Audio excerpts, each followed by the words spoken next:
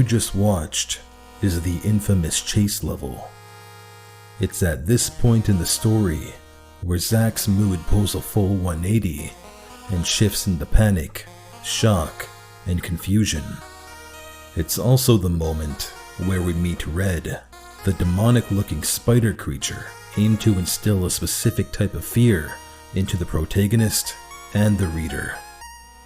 However, Zachary's thoughts quickly fade when he realizes this entire game is most likely just a cartridge hack, something his friend Billy might have even made.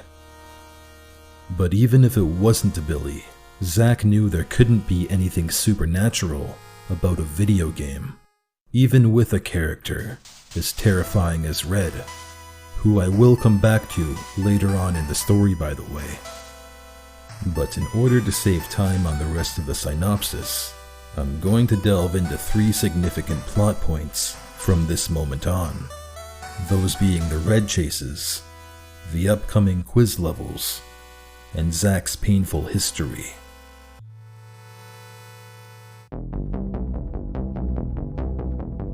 In the next 5 worlds, named Trance, Dementia, Entropy, Extus, and Zenith, which take the place of the planets Jupiter through Planet X, Zack comes across a strange mechanic that unintentionally adds the inexplicable cherry on top to the story.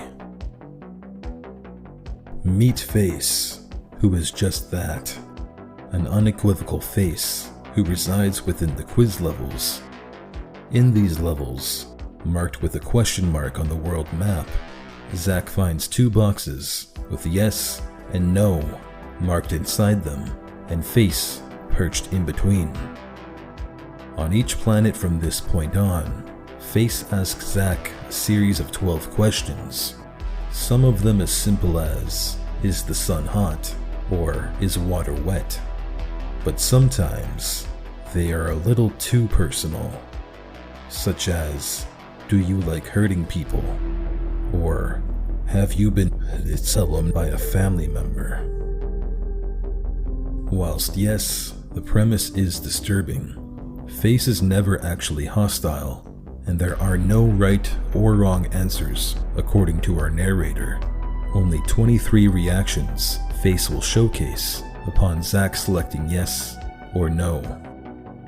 11 of them he figured out, but 12 of them not quite.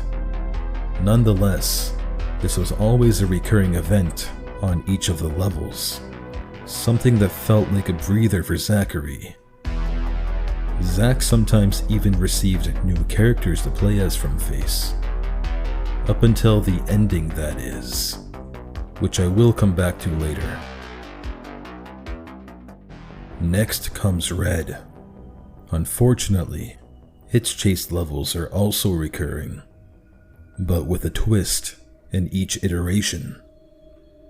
At the end of Trance, the same planet where Zack met Face for the first time, Red's level begins with platforming obstacles that Red crushes and eats as it chases Zack. It differs slightly from the first encounter, nonetheless still follows the same mechanics. But the true terror comes when Zack outruns Red and beats the chase level. In ecstatic gamer fashion, Zachary proudly roars, "Not this time." However, the second after that final word slips off his tongue, Red's head turns and faces the screen with this deadly stare.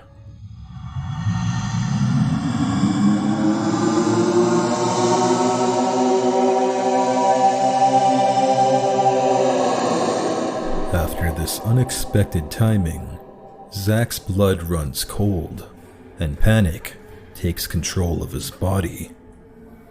But once again, he quickly calms down, and most of his fears subside. It's this moment that adds to the overall realism of the narrative. You see, many creepypastas at the time relied on hyper-realistic graphics and the narrator being oblivious to the fact that such things just don't happen in real life. The fact that Zack ultimately dismisses Red Stare as just a coincidence and holds on to the idea that he's playing a hacked cartridge is a long departure from what most creepypasta writers did at the time. And in my opinion, it's more realistic, and therefore a lot scarier. Although we know that something very wrong will end up happening to Zack later on, due to the nature of this story, we still have a moment of empathy for him during this scene, as it's also how our mind would work if we were ever put in this scenario. However, that all gets thrown out the window when Zack finally arrives on Entropy, the sixth world in this story.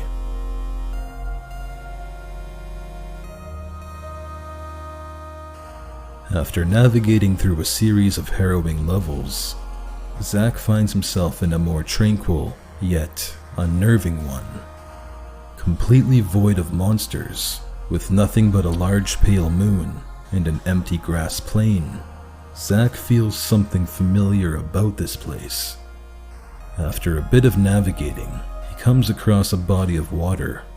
At this moment, the moon breaks open, and a curled up humanoid figure falls into the water, and seconds later, a monster dubbed as the Moon Beast appears. But this is when the game truly shows its metaphysical side, and shatters that boundary between reality and fantasy, as this appears on Zack's TV.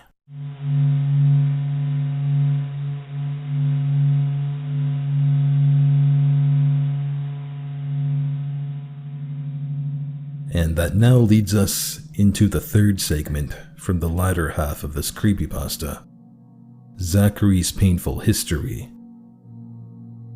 To save time and my own effort on trying to explain this to you, I am going to read you an excerpt from the story that explains this segment in greater detail. Back when I was in middle school, I had a girlfriend named Melissa. She suffered from some kind of mental disorder that caused her to go into episodes. When she was in an episode, she would stand or sit perfectly straight and still, and her face would instantly lose any expressions she had before. She would speak very clearly without any hint of emotion.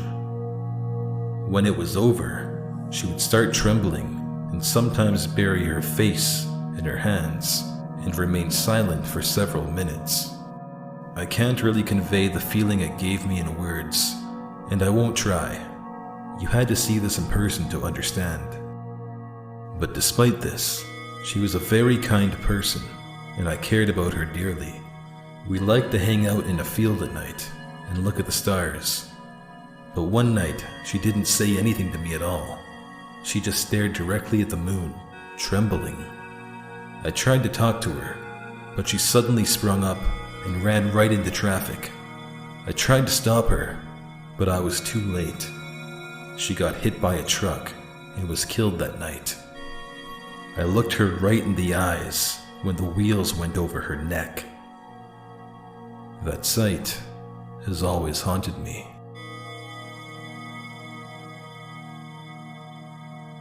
It's after this scene where the story reveals its secret symbolism that has been hiding in plain sight all over the narrative. First, we can view such symbolism hiding within the names of the planets, specifically pathos, trance, and dementia. These are qualities relating to Melissa's tragedy stemmed from the illness that forced her